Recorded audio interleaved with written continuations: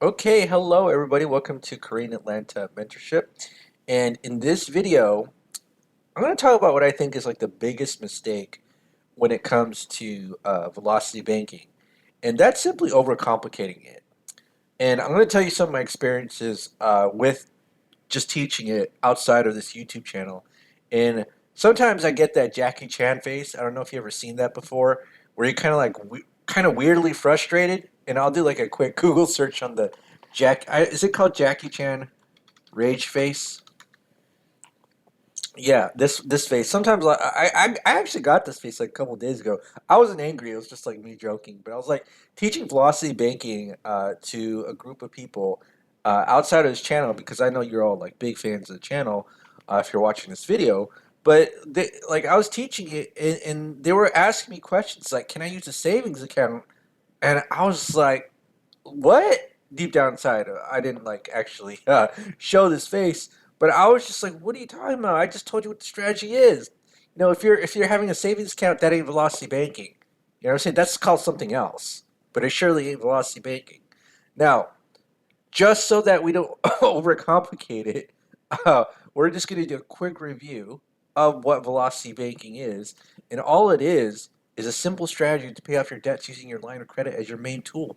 That's all it is. And you might be asking, what's a line of credit?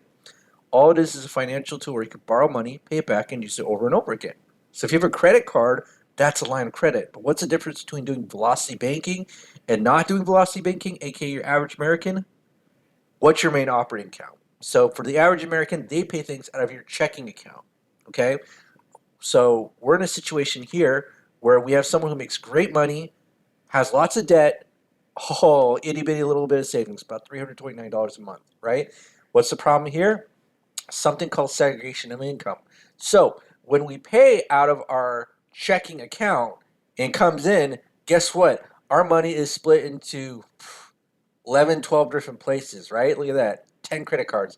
And this is one of my favorite situations to go over when it comes to velocity banking because people would freak out about like having like 10 credit cards and paying all this interest, and I'm like, this is like one of the easiest situations to solve with velocity banking. Okay, so remember, okay, what's the actual strategy? Again, don't overcomplicate this. Entire paycheck into line of credit, expenses out, right? And that's it. Don't No more questions, right? But again, I think I was just like taken off guard because I was teaching it like 2 days ago. Again, outside this channel, and somebody's asking me, "Can I use a savings account?" I'm like, "What? Savings account? What are you talking about?" Because in velocity banking, you know what's going to happen? The savings is going to go to zero. And I was like, you did not listen to what I was saying. Now, again, I'm not like that in real life, but sometimes like you teach this so much and then you kind of get sick of it and you think everybody knows the obvious. It turns out it's only obvious for me because I've practiced this like 1,000 times, right? But let's go ahead and practice velocity banking again. So, what are the two assumptions we make? No savings. I don't have any savings in my savings account. In fact, I logged into my bank account like an hour ago and I saw a big fat zero there. Why? Well, here's the thing. We're gonna have the same income, right? So $7,000. If we make more income, that's fantastic. But what we're gonna do is re-engineer our expenses so that we can increase the cash flow without making more income. So, for example, let's say that we had a line of credit, a home equity line of credit, which is basically almost like a credit card based on the value of your home, and the bank said, "Okay, we'll lend you at 10%, about 150,000, up to $150,000, right? We'll do that." Okay. Well, if we sum this up from credit card 1 to credit card 10, and I've done the math before, it's $111,000 credit card debt. Let's go ahead and move it, right? All we have to do is a simple debt transfer. Because the main point of velocity banking is to pay off debt. And if we don't have any debt, we don't need velocity banking. But what we're going to do is increase our cash flow. So take a look at this, okay? So what we're going to do, right, is just move this and move that $111,000 of debt into our line of credit. And by doing the simple debt transfer, this goes to zero, this goes to zero, zero, zero, zero, zero, zero, 0, 0, right? And then how did this, and let me actually calculate our cash flow, go from 330 to 3,800? It's like magic. That's what some of my students say, right? You know, people would look at this like, what? How did this go from 330 to 3,800? I'm looking at it too like, wow, that's really impressive. Because again, the strategy is just paycheck into line of credit, which does two things. It satisfies the minimum monthly payment, number one, and it minimizes the interest. And then we could take our expenses out, and then after every single month, the balance will go down minus the cash flow plus our interest, right? So let's go ahead and calculate that. And I do these formulas every single time, and I pretty much have it almost to heart until I screw up once in a while because of Murphy's Law. So paycheck in to line of credit. I'm going to put that whole 7,000 in and expenses out. So you can kind of think of it like this: G2, right? Plus what's our paycheck? 7,000. Okay, minus expenses, which is 3,200, right? And we have to also take into account the interest. And so let me just put this in plus H2. Okay. All right. So let's go ahead and calculate the interest average daily balance. Do this, and then multiply it by zero point 0.1, and then divide by 12. So to get the interest or monthly interest, it's based on the average daily balance. So you could just use this average formula just as a way to estimate the balance or average daily balance, and then multiply by 10%, and then divide by 12, because if you don't divide by 12, you're getting the annual interest that you would pay, but we're paying the interest monthly. All right. And then listen, all we got to do is just rinse and repeat. Upset, I screwed up here. This is HG3 plus H3. Wait a minute. Oh my goodness. Did I screw up here? G3 plus. Oh no, let me. I totally screwed. I gotta subtract the minus and then add the plus. I was like, why is my balance going down, going up? All right, so let's go ahead and do that.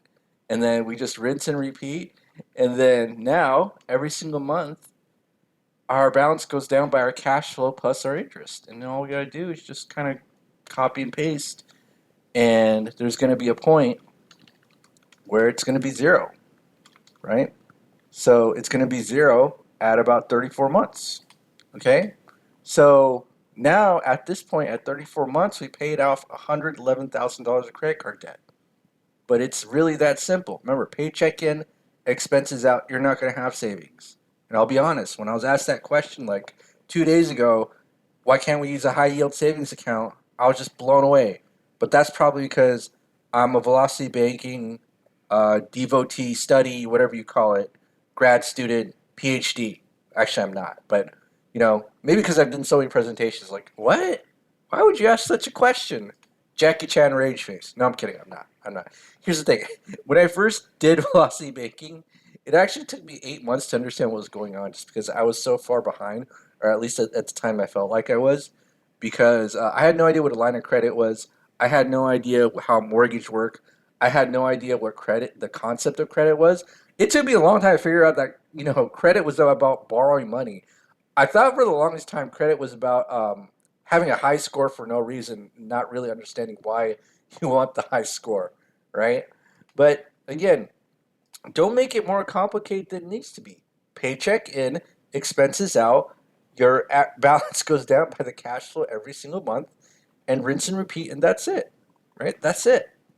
And then especially if you know how to do this with credit cards, you don't even have to think about it. If you have loans and stuff like that and a mix of debt, you have to think about it a little bit, right? You might want to use something called the cash flow index to figure out which debts to pay off.